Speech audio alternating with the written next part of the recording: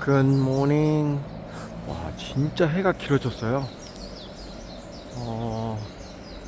5시 지금 34분인데 벌써 화나잖아요. 오, 대박. 조금 있으면 또 금방 불 꺼지겠네. 자, 행복한 한 주 월요일의 시작입니다.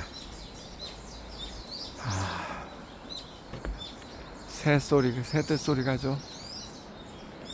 아유, 참 좋다. 벌써 꺼졌네. 뭐야 이거. 와, 진짜 빨리 꺼지네. 깜짝이야. 여름에는 더울 때는 여기 새벽이나 뭐 밤에 걸어도 되게 좋을 것 같아요. 이게 저 일출 시간에 맞춰 가지고 뭐 하여간 그런 걸로 이렇게 정해진 시간이 아니라 그 시간을 보고 꺼지는 것 같네요. 좋습니다. 정말 아침에 일어나기는 사실 꼭 쉽다고 얘기하기는 좀 그렇습니다. 네, 어렵습니다. 아침에 일어나는 거 어려워. 새벽에 일어나는 거 어려운데 일단 나오고 나면 그래 잘했다. 예, 많은 유튜브 오늘도 이제 제가 이제 5시에 나왔는데 유튜브 이렇게 들으면서 오는데 오늘 이야기는 이제 80대 되신 분들이 60대 저 같은 사람에게 주는 충고의 조언 뭐 이런 이야기를 쭉 한번 들어봤어요. 대충 다 예상은 되는 이야기잖아요, 그죠? 가장 첫 번째가 너무나 뻔한 얘기. 건강은 건강할 때 챙겨라. 그 다음에 돈도 미리미리 뭐 덤벙덤벙 쓰지 마. 뭐 뻔한 이야기야, 뻔한 얘기. 사실 제가 여러분들하고 이렇게 아침마다 하는 이야기 다 뻔한 이야기 아니에요? 다 뻔한 얘기입니다. 뻔한 얘기. 근데 뻔한 얘기 왜 제가 하냐고요? 제가 뻔하지만 뻔한 거를 실천하는 게 정말 어렵습니다. 그죠? 누구나 다 하는 얘기지. 근데 그 실천한다라는 게 그게 쉬운 일이 아니라고 생각만큼. 예. 결국은 뭐예요? 머리로 사는 게 아니라 행동으로 사는 게 중요한 건데, 그게 이제 쉽게 얘기하면 습관이죠. 그게 습관인 거예요. 그래서 좋은 사람들하고 함께 하면은 그냥 그렇게 좋은 어떤 그런 것들이 당연하게 느껴지고, 그런데 또 다른 부류들하고 이렇게 또 살면 또 그 부류는 그런 것이 또 당연한 거고 그런 거죠. 그래서 이게 멘토가 중요한 겁니다.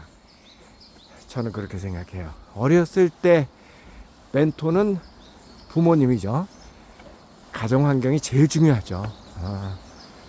가정 환경을 학교 교육이 이길 수 없습니다. 제일 중요합니다. 네. 그리고 어른이 되었을 때보다 어렸을 때부터 이렇게 몸에 밴 거, 이건 뭐 너무너무 중요하죠. 그리고 저는 이제 아들 딸 전부 다 서양 교육을 시켰잖아요. 서양 교육을 받은 아이들의 가장 큰 장점 가운데 몇 가지 장점이 있어요. 대표적인 장점이 서양 교육 받은 아이들의 장점, 첫 번째는 그 자기중심적으로 잘 산다, 독립심 강하다, 그리고 매우 긍정적이다. 삶의 태도가 서양이 한국보다는 훨씬 긍정적입니다. 사회 분위기가. 그건 진짜 그래. 우리가 조금 한이 많은 민족이잖아요, 그죠? 서양 교육 받은 아이들이 자뻑이 좀 심하죠. 그 문화는 그래요. 너가 우주의 중심이야. 항상 그거 가르치잖아요. 나는 내 멋대로 산다. 타인에게 방해하지 않으면서. 오쌤이 맨날 이야기하는 게 다 그 서양 교육에서 영향받은 겁니다. 일단 그게 이제 첫 번째고, 그 다음에 두 번째는 생활체육. 어렸을 때부터 진짜 운동 많이 시키죠. 근데 그게 어렸을 때부터 그렇게 습관화되고 학교 교육에서도 그렇게 운동시키고 사회 분위기가 그렇고 그게 평생 가더라고요. 그래서 운동을 꾸준하게 그 이후에도 하더라. 서양 사람들이 대체로 보면 한국 사람들보다는 운동을 열심히 합니다. 우리나라 사람들도 요즘 젊은이들 보면 예전에 비해서 운동 많이 하죠. 좋은 현상이죠. 좋은 현상이죠. 하여간 뭐 그렇습니다. 그래서 저도 그런 계기가 돼서 이렇게 운동을 하긴 하는데, 전 또 옛날에 그런 얘기도 들었어요. 굿모닝 팝스 할 때 한 청취자로부터 35살 이전에 시작하지 않은 운동은 나이 들어가지고 갑자기 하기 쉽지 않다. 예를 들어서 뭐 스키 타고 그러는 거. 저도 스키를 탈 줄은 아는데 뭐 어렸을 때부터 이렇게 열심히 타고 그런 사람이 아니거든요. 몇 번 타본 정도지. 그러니까 지금은 스키를 타기가 겁납니다. 그게 용기만 가지고 타지는 게 아니라 이제 어렸을 때부터 계속 그 했던 사람은 해져요. 예, 축구도 90 넘은 사람도 축구 하시는 분들 계세요. 그런데 저처럼 축구 안 하다가 어쩌다 한번 하죠. 큰일 납니다. 예, 큰일 납니다. 심지어 달리기도 아주 오랜만에 하면 잘 달려지지도 않아요. 달리기 폼도 이상하고 안 되죠. 잘 하여간. 그건 왜 그래요? 안 쓰던 근육을 갑자기 쓰면은 삐그덕 된다고요. 굉장히 위험한 거예요. 그러니까 뭐든지 이게 습관화가 돼야 돼. 습관화. 굉장히 중요한 거란 말이에요. 저는 참 정말로 제가 내 인생에 몇 가지 참 고마워하는 게 있어요. 그게 뭐냐면 첫 번째, 부잣집에서 태어나지 않은 것이 너무 감사하고, 부잣집에서 태어나지 않았기 때문에 어렸을 때부터 그 정신무장이라는 게 있었거든요. 나는 부모한테 의존할 수 없다라는 거. 기댈 수 있는 언덕이 없었으니까. 물론 저희 부모님은 사랑을 많이 주신 분이긴 하지만 공무원 아버지가 6 자식을 키우는 과정에서 안 봐도 뻔한 거 아니에요? 그러니까 또 그 시대가 또 그랬고, 그런데 그런 제 환경에 그 꿈을 심어주고 불을 질러준 게 서양 문화였거든요. 한국에서 어렸을 때 중학교, 고등학교 과정에서 만났던 그 미국 사람들, 그리고 재미교포 이런 분들의 이야기를 들어보니까 대학 가면은 당연히 네가 벌어서 다니는 게 미국에서는 당연한 거다.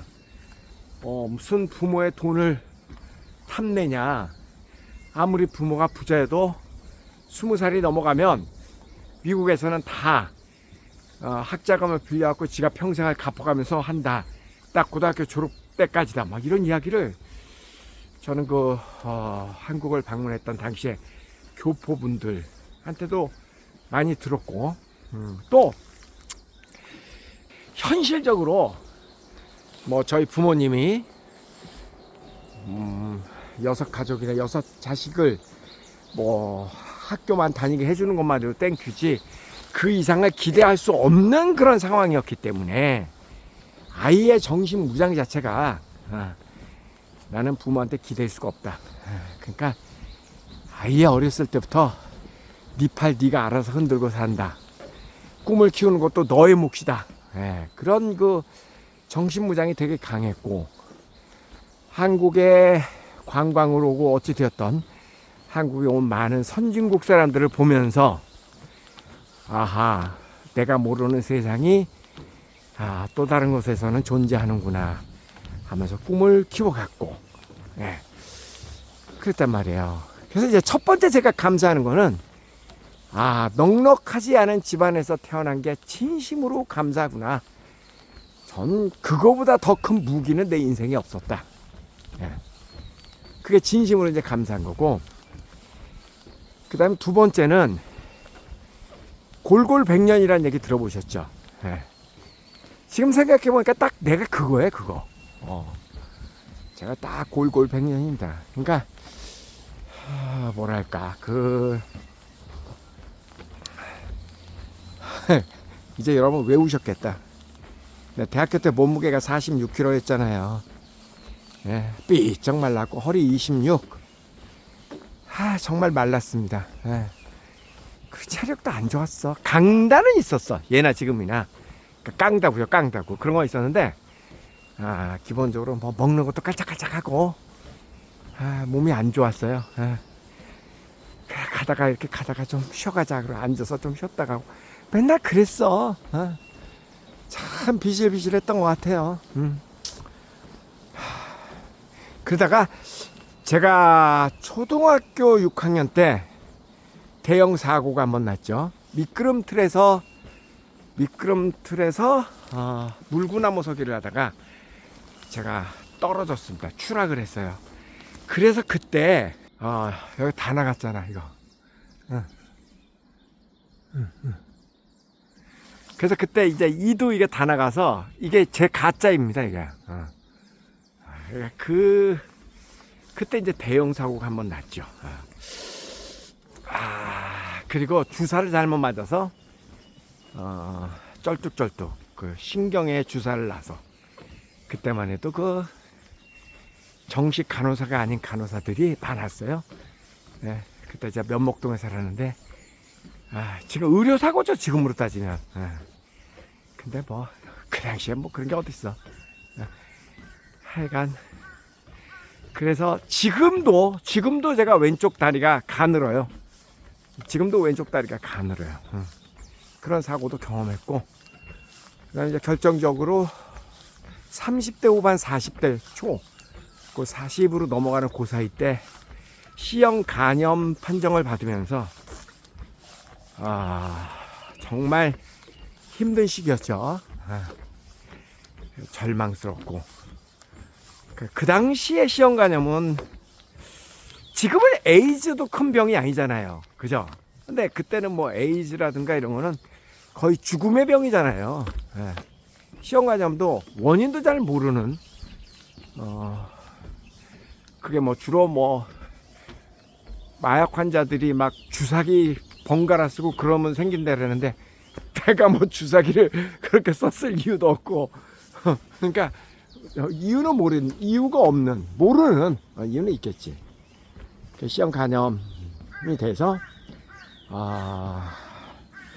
마음도 우울하고 그때 우울증도 생기고 치료하는 과정에서 많이 힘들었고, 지금은 또 그것도 지금은 뭐 극복이 된 병인데 그 당시는 약간 그랬어요. 근데 그때 정말 큰 깨우침을 얻었죠. 그게 뭐냐?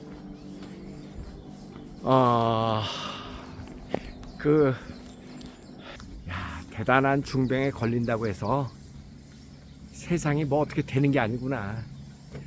지금은 이제 조금 마음에 여유가 있고 자신이 있습니다. 내가 만약에 뭐 어떤 중병으로 뭐 판단이 난다 그래도 또 한번 경험이 있으니까 그래 뭐 더불어서 함께 살지.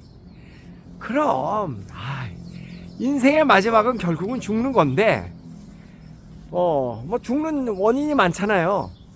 그러니까 사는 데까지 즐겁게 살다가 죽으면 되는 거지. 지금은 이제 조금 여유가 있습니다. 그때 그 맷집으로 인해서, 물론 나이도 있으니까 그렇겠지만, 근데 어찌되었든 그때 그 경험이 그 질병에 대한 저의 생각을 많이 바꿔놨어요. 그래, 어떤 중병이 걸리더라도 그냥 더불어서 살자. 잘 친구처럼 지내면서 완벽하게 그거 없애려고 막 너무 애둥바둥하지 말고, 그러면서도 항상 평상심을 유지하고 긍정적으로 생각하고 그래서 더불어서 살자. 그런 굉장히 일찍, 그러니까 탄생적으로 가난하게 태어났고, 그 다음에 그렇게 심한 40대 초반, 30대 후반 40대 초반이면 굉장히 젊은 나이잖아요. 그 젊은 나이에 죽음이라고 하는 단어를 생각할 수 있었던 계기가 있었다라는 거. 그거는 행운이죠. 정말 그건 행운입니다. 그래서 그때 가장 크게 깨달은 게 가족이었습니다. 가족. 그땐 정말 죽음에 대한 생각을 많이 했거든요. 내가 만약에 일찍 죽게 되면 무엇을 후회하게 될까? 사실 40살에 생각할 주제는 아니죠. 근데 저는 그 당시에 그런 계기가 있었기 때문에 40살에 죽음이라고 하는 것에 대한 나름대로의 생각을 많이 할 기회를 가질 수 있었다라는 거예요. 얼마나 큰 행운이에요. 예. 그때 지금도 기억이 나는데 무슨 수요 스페셜인가 그것까지 모르겠다. 텔레비전에 무슨 다큐멘터리에서 사랑하는 사람을 먼저 보낸 사람들의 이야기, 그런 제목이었던 걸로 기억해요. 자기 자식을 먼저 보낸 부모들의 이야기, 남편을 먼저 떠나 보낸 와이프의 이야기, 친구를 먼저 떠나 보낸 친구의 이야기, 뭐 이런 것들을 다 인터뷰 형식으로 해서 그 다큐멘터리를 만들었습니다. 근데 그 이야기의 주제가 그 내용이 뭐였냐면, 젊었을 때 잘 나갈 때 친구하고 띵까띵까 백날 해봐야 의미 없더라. 나중에 진짜 죽음의 순간이 다가오니까 가족들에게 잘 대해주지 못했던 게 너무 후회되더라. 뭐 이런 거 하나. 그 다음에 친구도 잘 나갈 때 내 옆에 붙어 있었던 것들, 내가 병들고 힘들고 그러니까 아무도 내 옆에 없더라. 역시 끝까지 남는 건 가족밖에 없더라. 또 뭐 그런 이야기. 그 다음에 돌아가신 남편의 영정사진을 보면서 미소 짓는 어떤 미망인 할머니의 이야기. 근데 그 할머니가 그 남편을 생각하면은 은은한 미소가 이렇게 지어진대요. 왜냐하면 사랑하고 사랑받았던 그때의 시절을 떠올리면 너무나 행복해서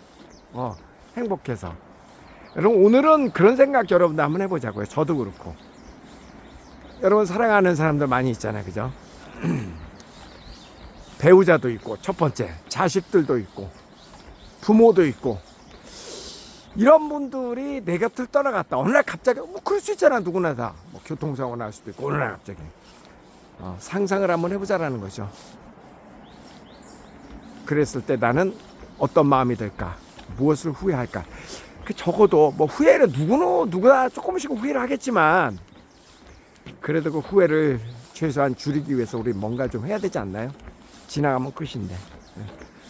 저도 심지어 여기 이렇게 걸을 때마다 참 와이프하고 매일 같이 걸으면 참 좋겠다. 말을 안 들어 우리 와이프가. 저는 새벽형 인간이 됐잖아요 요즘. 저 와이프는 그렇게 일찍 못 잔답니다. 늦게까지 자고 자기가 알아서 걸을 테니까 그냥 오빠 혼자 먼저 가 맨날 그런. 주말에는 이제 가끔 이렇게 걷는데 제 와이프가 몸 상태가 이렇게 썩히 좋지가 않아요. 그래서 자주 아프거든요. 병원 입원도 자주 하고. 그럴 때마다 저 이러다 진짜 나 혼자 되면 어떻게 되냐 이거. 그 막 등골이 오싹오싹 할 때가 있죠. 오늘 그런 상상을 한번 해보자고요. 그래서 그때 하여간 그 젊었을 때 젊은 나이에 죽음이라고 하는 단어가 현실적으로 나에게 느낌으로 확 다가왔기 때문에 그때 앞으로 내가 살아가는 날에 대해서. 근데 이제 어쨌든 시험 간염을 극복을 하고 지금은 이제 완전히 떨쳐냈습니다.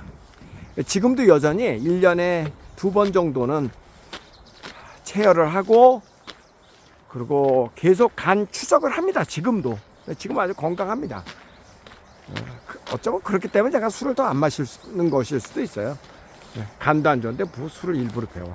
지금은 하여간 건강합니다. 그 부분은. 지금은 제 나이치고 그 성인병이 저는 전혀 없습니다. 뭐 당뇨, 고지혈증, 혈압, 심장 다 좋습니다. 지금 저는. 그래서 하여간 저에게 이렇게 경종을 울려주는 40살 때. 그래서 가족의 소중함을 그때 뼈저리게 느꼈죠. 그래, 생각해보니까 역시 가족밖에 없어. 여러분 상상해보세요. 여러분 저 친구들도 많이 있고 지인들도 많이 있고 그랬지만 정말 여러분이 병원에 눕게 되면 우리 누구나 다 그렇게 되겠죠. 그러면 여러분 옆에 있어줄 사람은 배우자, 그 다음에 그래도 그 다음엔 자식, 배우자만큼은 아니라도 자식, 그 다음에 제일 많이 있어줄 사람은 간병인, 그런 순서 아니겠어요? 친구는 뭐 1년에 한 번 아니면 한 번 정도. 그 친구가 뭐 어떡해. 그 다음에 매일 와갖고 뭐 성씨가 빨리 건강하길 바란다 카톡 하나 그런 거죠. 뭐 어떡해. 그 다음에 난들 당연한 거 아니에요? 그러니까 배우자보다 더 중요한 건 돈이네. 따지고 보니까 누웠을 때 간병인도 쓰고 병원 입원도 편하게 하고 그러려면 돈이 있어야 되는 거네.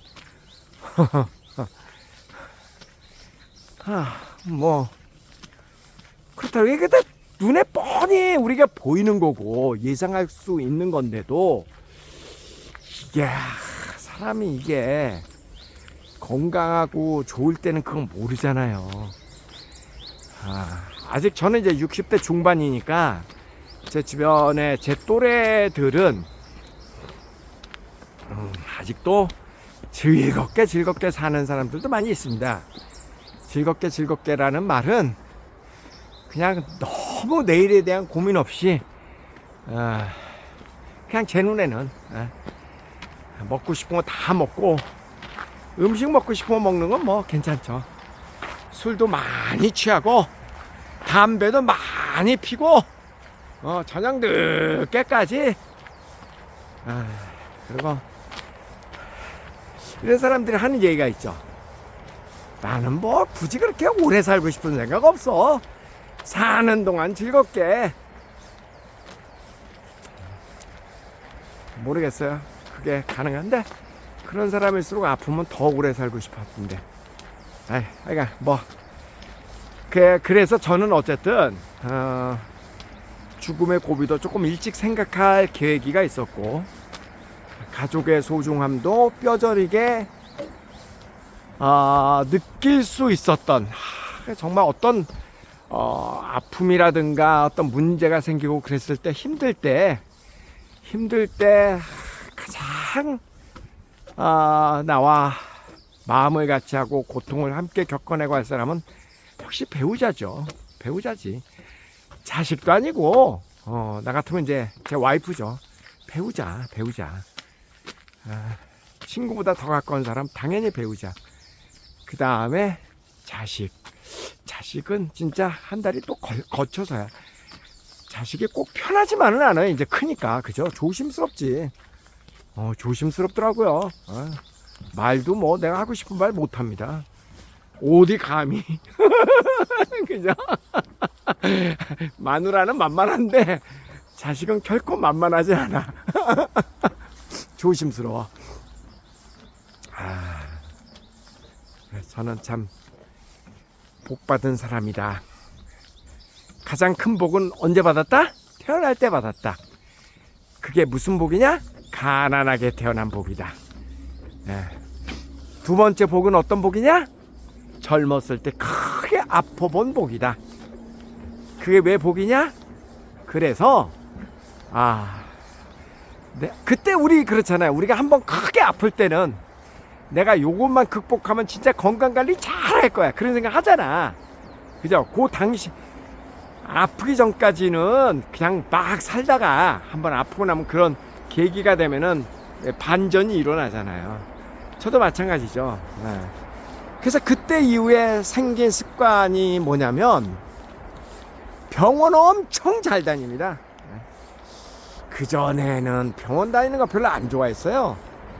뭐 어떻게 낫겠지 뭐 약 하나 먹고 별로 이렇게 병원, 왜 이렇게 병원 가는 게 싫어? 지금은 안 그래요. 지금은 아주 그 포르말린 냄새 뭐예요 그거? 병원 가면 나는 냄새. 병원 약 냄새 있잖아요. 좋아합니다. 경건해져. 기분이 좋아져. 왠지 거기 가면 그냥 아팠던 것도 싹 그치, 그게 병원이지. 저는 병원 가는 거 되게 좋아합니다. 예. 그때 이후에 생긴 습관이에요. 그래, 조금이라도 몸이 이상하면 키우지 말고 무조건 병원 가자. 예, 무조건 병원 가자. 그래서 저는 뭐 조금만 이상하면 그냥 병원 갑니다. 예. 굉장히 좋은 습관이죠. 예. 그리고 운동하는 습관을 조금 더. 예. 그래서 이제 알잖아요. 이게 아침에 일어나서 이렇게 나오는 것 자체가 힘들어. 이거 생각만큼 그렇게 쉽지 않아요. 매일매일. 모르겠어요. 저 같은 경우는 그래. 여전히 지금도 그냥 오늘 하루 그냥 제껴버릴까? 그런 생각 들 때 많아요. 그래도 나오자. 나와서 걷자. 배고프면 못 참는 것처럼 자, 무조건 운동은 밥 먹듯이 하자. 그래, 오늘도 이렇게 뛰쳐나온 겁니다. 이러고 하면 이제 오늘 숙제를 했다라는 그런 안도감에 할 거는 그래도 오늘 내가 했다. 그런 생각. 정말 중요합니다. 그래서 여러분도 여러분이 만약에 운동을 안 하고 매일매일 지내신다. 그거는 그만큼 건강하고 여유가 있기 때문에 지금 그러신 건데 여유가 있을 때 그걸 해야죠. 그죠? 그리고 있을 땐 잘 모르잖아요. 가족의 소중함을. 그러니까 가까이에 있는 사람 잃기 전에 또 잘 챙겨. 나중에 죽기 전에 후회해봐야 뭐해. 말짱 꽝이지. 그러니까 그러기 전에 가족들하고도 좋은 관계를 맺을 수 있도록 저절로 되는 건 아니죠. 그죠? 그게 이제 뭐 사랑이라고 친다면 사랑은 결국 참는 거고 사랑은 결국 시간을 함께 하는 거. 시간을 함께 하는 것은 어떤 경우에도 사랑하는 게 아닙니다. 많은 시간을 함께 해주는 거. 뭐 꼭 물리적으로 시간을 함께 하지 않더라도 생각으로라도 시간을 함께 할 수 있잖아요. 내 가족이 멀리 떨어져 있다. 하루에 계속 이렇게 생각하고 사진을 보면서 이렇게 뭐 그리워한다거나 생각한다거나 카톡을 한다거나 그것도 함께 있는 거죠. 물리적으로 꼭 같이 있지 않더라도 이렇게 시간을 함께 하지 않는 것은 그건 전 사랑이 아니라고 생각을 합니다. 두루두루 그런 생각으로 하면서 오늘 또 열심히 또 걸어봤습니다. 한 주의 시작이네요. 이번 주도